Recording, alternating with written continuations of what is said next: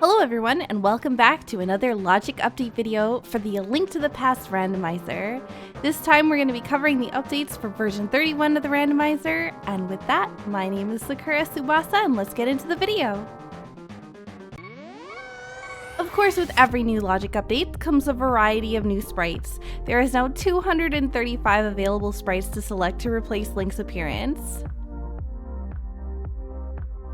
The bow is now a progressive upgrade. The first bow item you find will have the bow with normal arrows, and finding the other bow in the game will upgrade you to silver arrows. Ganon's hint regarding silver arrows has been updated to account for this. Item Randomizer, Entrance Randomizer, and Enemizer now have a unified user interface. New presets are available for commonly selected combinations of settings. Don't like the presets? Click Customize to make your own. Triforce Hunt no longer concludes when you collect the required number of Triforce pieces. Instead, a new NPC, named Murahadala, located at the Hyrule Castle courtyard, will take your Triforce pieces and complete the game. A new goal has been added to the randomizer called Fast Ganon. This is similar to the normal defeat Ganon goal, except that Ganon 2 is not inherently required. In non-entrance randomizer games, the pyramid hole leading to Ganon will be pre-opened so that defeating Ganon 2 in Ganon's tower is not required. In entrance randomizer games, the pyramid hole is still closed, but Ganon 2 is not required to kill Ganon. This is similar to the Crystal's goal of version 30 and earlier. Defeating Ganon 2 will still open the pyramid hole, which may be required for other reasons. A new option, Item Placement, has been added to the randomizer. This new option has two choices, Basic and Advanced. For Advanced, certain dark rooms may be required without a lamp. Instead, the fire rod may logically be required for rooms that contain torches that may be lit. These include the Eastern Palace Dark Room before Armos Nights, the two basement chests in Palace of Darkness,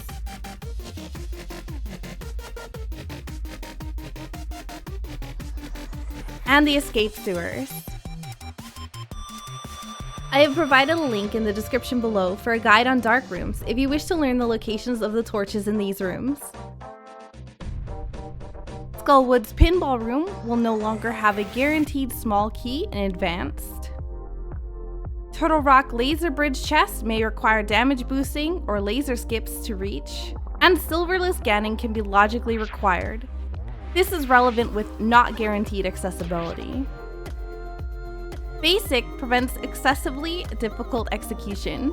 Dungeons and bosses logically require a certain number of offensive and defensive upgrades. This mode also prevents obscure item placements.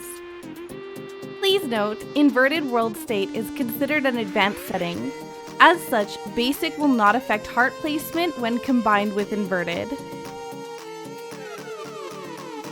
Another new option, Dungeon Items, has been added to the randomizer. This replaces Key Sanity from the V30 variation option. This has four settings. Standard, where all dungeon items are bound to their own dungeons. Maps and Compasses, where maps and compasses can exist outside their dungeon.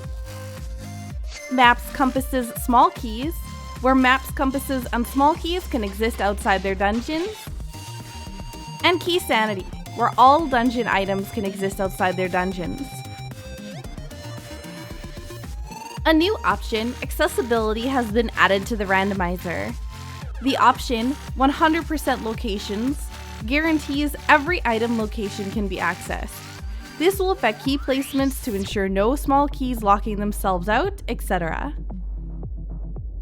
100% Items, which is the current V30 behavior, will allow small keys to lock themselves out, and big keys can be locked in Swamp Palace and Skullwood's big chests.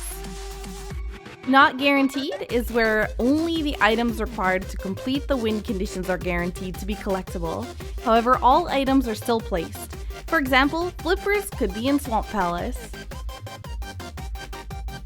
The required crystals to open Ganon's tower and the required crystals to make Ganon vulnerable to attacks can now be selected. 0 to 7 crystals can be required to open Ganon's tower. Also, you can select 0 to 7 crystals to be required to defeat Ganon. And please note, this is only relevant to defeat Ganon and fast Ganon goals. These can also be set to random. Signposts have been added outside Ganon's pyramid hole and Ganon's tower to help the player identify both of the requirements. State/mode has now been changed to world state. Retro is now world state, similar to standard, open, and inverted.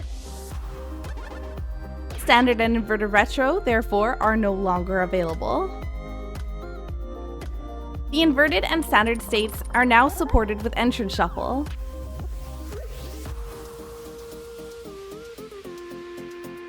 A new option to toggle hints has been added to the randomizer. Hints, as provided by the telepathic tiles in Hyrule, can now be disabled. The Uncle Assured setting has been removed and replaced with Assured. This gives Link a sword at the beginning of the game.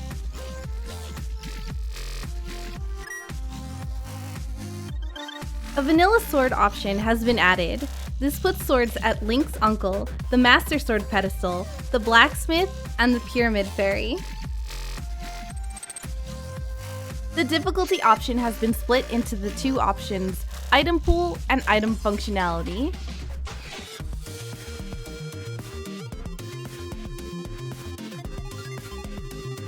Item pool dictates how many of various upgrades may be acquired before being replaced by rupees, health available, etc.